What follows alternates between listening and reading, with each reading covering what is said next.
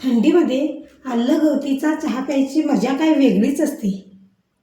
नमस्कार, आपली काकीमध्ये तुमच्या सर्वांचं स्वागत आहे। आज आपण गवतीचा ब्लॅक टी बनवणार आहोत। त्यासाठी लागणारे साहित्य बघूया। हे गवती घेतलंय मी। हे गवती स्वच्छ धुवून कट करून घेतलेलं आहे।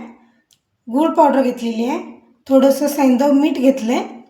त्याला लागणार थोडंसं चहा पावडर आहे, आलं, पाणी आणि लिंबू।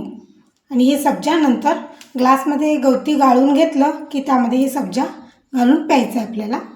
उष्णता कमी करायचं काम सब्जा करते। चला तर मग आपण बनवायला घेऊ। स्टीलचं पातेलं ठेवलं। हे आपण 1 कप बनवणार आहोत।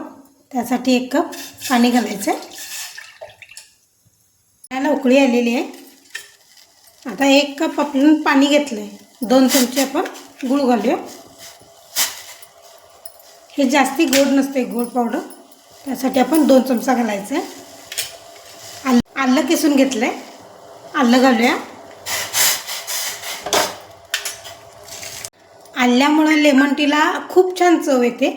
आता आपण ही कट केलेली गवती घालूया आणि वर 1-2 मिनिट टोपण झाकूया। टोपणामुळे काय होते, स्मेल आणि चव 1 नंबर लागते। हे बघा, हे असं टोपण झाकायचं आणि 2च मिनिट उकळू द्यायचं आहे त्याला। गवती ब्लॅक टी रोज घेतल्याने आपलं वजन कमी करायचं असेल तर त्याला खूप मोठा फायदा होतो। 2 मिनिट झालेले आहे। आपण टोपण काढून बघूया। वास किती मस्त येत आहे। कलर पण किती छान दिसत आहे। आपलं आता गवतीच्या उकळलेलंच आहे।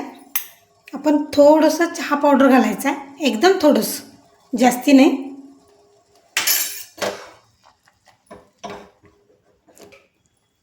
सर्दी खोकल्यासाठी गवती लेमन टी खूप गुणकारी आहे।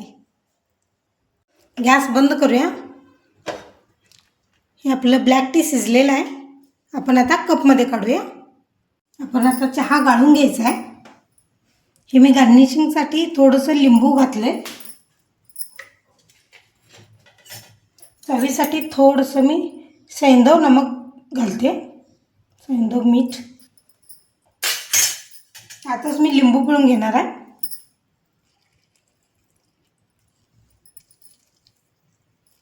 आणि आता आपण तळलेलं गवती लेमन टी ह्याच्यामध्ये घालूया।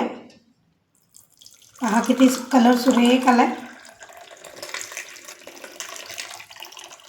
ही झाली आपली गवती लेमन टी। गवती लेमन टी मध्ये मी सब्जा भिजवून ठेवलेलं होतं। त्यातला 1 चमचा मी सब्जा घालणार आहे। सब्जा शरीरातील उष्णता कमी करते आणि खायला पण छान लागते ते। बघा, आपली गवती लेमन टी किती छान दिसत आहे।